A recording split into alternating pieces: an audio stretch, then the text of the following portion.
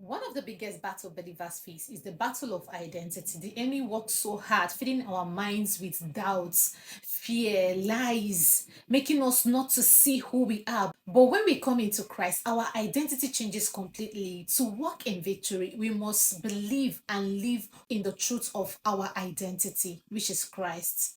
Our identity begins with new birth. Therefore, if anyone is in Christ Jesus, he's a new creation. All things have passed away, and behold, all things are new.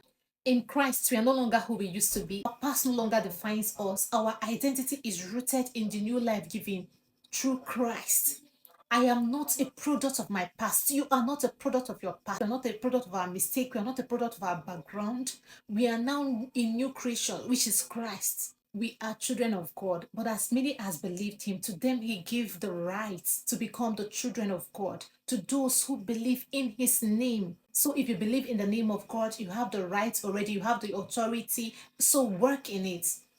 Our identity is no longer first in our tribe, race, gender, or earthly family. It is being given through Christ. We now belong to the household of God. He has called us his own because I am his child. We are his child. We have access to his love, to his provisions, to his protection. We have access to everything because we are his own. He has called us his, he has adopted us. We are forgiven and righteous. God made him who did not know sin to be sin for us, that we may become the righteousness of God in him. Our identity is no longer a sinner, but the righteousness of God in Christ Jesus. I am forgiven. I am justified. We are no longer condemned by sin. Sin nature does not have place in us again. Sin does not have power over us. The enemy tries to remind us of our past, tries to bring us down with our mistakes in the past, but our identity is now rooted in Christ. So Christ has bore it all. We no longer have that identity. Our identity is based on the finished work on the cross. You are loved and accepted. You are a chosen generation, a royal priesthood, a peculiar nation, his own special people. That is who we are. I don't have to fight for acceptance. I am already accepted in the beloved.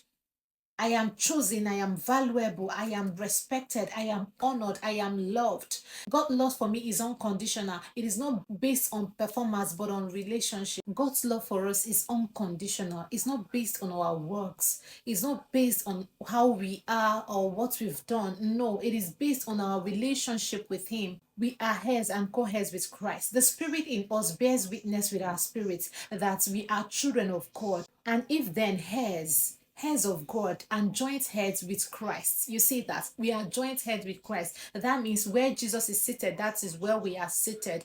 We are seated at the right hand of the Father. That is where we are seated. Our identity includes inheritance. Everything Christ has, we have it. As Christ is in this world, that is who we are. We are Jesus in this world. As Jesus is, so we are. Because now our identity is no longer us. Our identity is no longer of sin, but of Him. So as Jesus is, so we are. We need to walk with authority and confidence because we are not beggars. We are co-heirs with Christ. Where Jesus is, that is where we are. There's a movie I watched a few days ago. A man had an accident and lost his memory. So the family members employed a therapist. So the therapist's duty is to constantly remind the person of who he was because the man forgot who he was. He lost his name. He cannot remember anything. So what Jesus is doing constantly with us is trying to remind us who we are in Christ. That these things he has paid for, that we don't need to walk over it again. We don't need to struggle over it again. Just as that therapist is constantly reminding that man of who he was, that he's not like this, that this is who he was. That is what Jesus is doing in our life constantly. So we are heirs with Christ. We are co-heirs with Christ. That is who we are. We are an ambassador of Christ. You are an ambassador of Christ. Now then, we are an ambassador of Christ, as though God were pleading through us. Our life is not ordinary. We represent Christ on earth. My words, my actions, my lifestyle are fragrance of heaven. My true identity gives me purpose. It gives me clarity to shine God's light and bring others to Christ. That is who you are created to be. You are God's ambassador. So anytime you're faced with any situation or challenges, or even the enemy try to blackmail you for who you are not, I want you to remind them that your identity is in Christ, that you are not based on feelings, it's not based on circumstances, it's not based on opinions, it is not based on internal words, but in God. It's based in what God said. That is who you are. If it's not based on what this Bible is saying, my identity is here. So if you want to find your identity, I encourage you to go through this manual, because your identity, everything you are, is here. So come close and learn your identity. We are new creation in Christ. We are children of God.